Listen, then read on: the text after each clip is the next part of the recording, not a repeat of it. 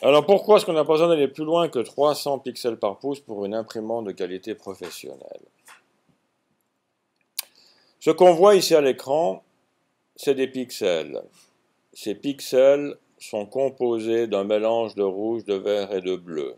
Chacune de ces composantes a 256 combinaisons. Donc si je zoome par exemple, disons ici, on va se mettre là, et que je choisis un pixel avec la pipette, disons celui-là, et que je prends sa couleur, j'ai le niveau 143, 125, 156. Donc le petit carré sur lequel j'ai donné un petit coup de pipette, c'est ce mélange-là. Maintenant, si j'imprime, j'aurai 51%, 53%, 21% et 1%. Maintenant, ce qu'il faut imaginer avec une imprimante à jet d'encre, c'est soit on envoie la gouttelette d'encre, soit on ne l'envoie pas. On ne peut pas envoyer 51% de la couleur du cyan. C'est soit la petite gouttelette de cyan, elle passe à travers la buse, soit elle ne passe pas. Donc pour simuler le 51%, on va utiliser une trame ou une linéature. Et cette linéature va être composée d'un ensemble de petits points d'encre. Je ne vais pas appeler ça des pixels, parce que ce n'est pas des pixels au niveau de l'impression. Ce sont c'est des quoi? C'est des... Ah, j'ai un blanc là tout d'un coup. Une imprimante qui a une qualité de 2400 points par pouce. Voilà, c'est des points par pouce.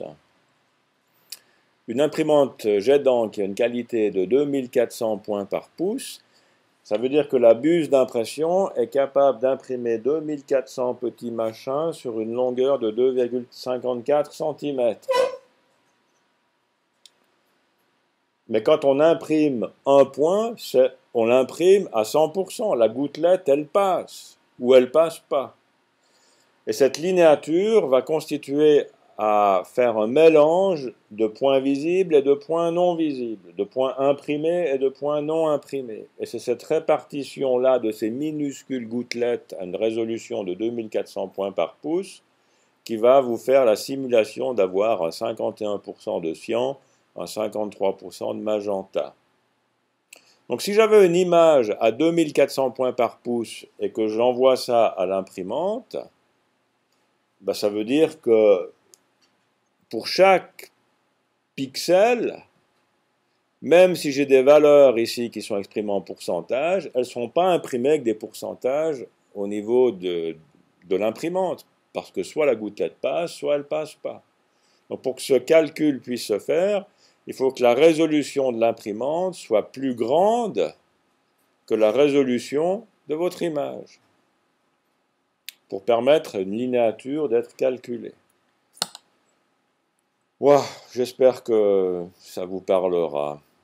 Vous discuterez une fois de ça avec des imprimeurs et vous expliqueront ça avec beaucoup plus de détails que moi.